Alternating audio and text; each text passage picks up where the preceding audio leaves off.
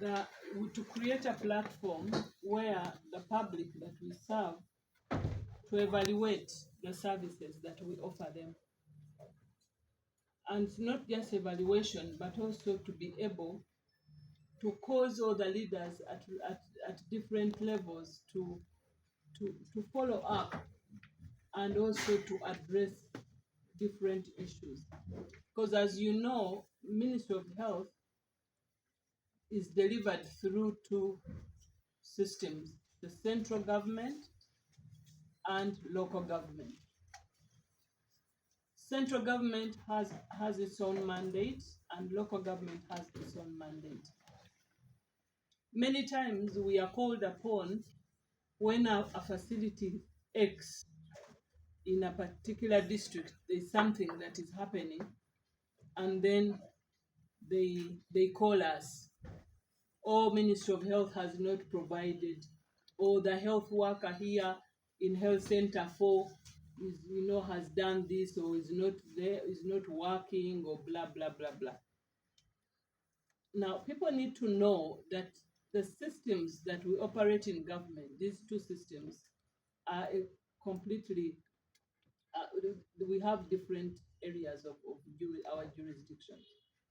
The local governments, why we are doing this and why we are taking really time to explain to this, for the public to know that, for example, if a health center 4, a health center 3, someone goes there and finds maybe something is not okay or they are not satisfied with the service, Ministry of Health cannot intervene at Health Center 3 or Health Center 4 or General Hospital. The first responsibility of someone addressing that issue is the COW and DHO of that district.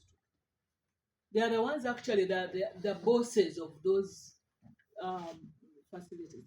Now, for Ministry of Health, how we interrelate with the district is by way of policy, by budgeting, by sending guidelines. But when it comes to real implementation, it is implemented through local government systems, and therefore people need to know. So why we came up with this innovation, this client satisfaction feedback, was to make sure that we bring all the relevant people to do their part, their work. As you saw, this client satisfaction tool, it is through just that simple QR code. And we want to make sure that every facility, we have this QR code pinned. It's pinned at the notes board, it's pinned at the pharmacy, it's pinned at the laboratory, it's pinned on the wards, it's pinned on OPD. Now, when I come and I am a patient, because what we are really trying to do is to increase transparency, accountability, responsiveness, and commitment to service. That is the whole purpose of this tool that we developed. So when this tool is there, when somebody scans that QR code, it gives you that tool you saw. And that tool brings out certain aspects that we have seen that keep on reoccurring. Patients come to facility, either someone is not there or the doctor who is expected to see them is not there, or maybe something, or even good service, because this QR code is not only for the negative feedback. The feedback can be either positive or negative.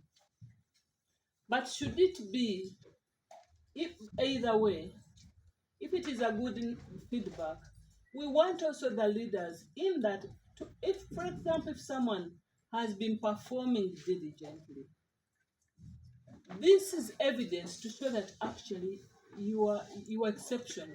And therefore, when there is opportunity for promotion, when there is opportunity to give scholarships, we want to see that we gather evidence for people who are doing very well. and also those people are rewarded. The reward may not be monetary, but it feels nice when I'm working and then somebody comes out and appreciates me. Every year we hold the HIHA awards, and we get this from the public. And so this tool can be also one way to know the people who are exceptionally good and committed. But at the same time also, we want to see the where services are not to what we expect. Now, where people give that feedback, the beauty is that this information, this what is it called, the dashboard, can be accessed by also the leaders in the district. For example, if I complain, I wish someone could flash here one facility just to the dashboard for the any facility. You pick any facility. I'm going to pick Kawempe. Yes, you pick Kawempe, so that we show what everybody in Kawempe and us are able to see. If this facility we are talking about maybe is the cow of Serere, should be able to see what is coming through this, and they are able to either do follow up if someone is notorious for extortion, for example. If the patient must be able to tell us, Diana Twina is doing this and this and this and this. When I go, this person never works. We come and this facility is always closed at this time. Is the immediate supervisor. We expect the supervisor to see that information and follow through, because we are never there. We can't be everywhere. But this tool will help us to connect us to the public.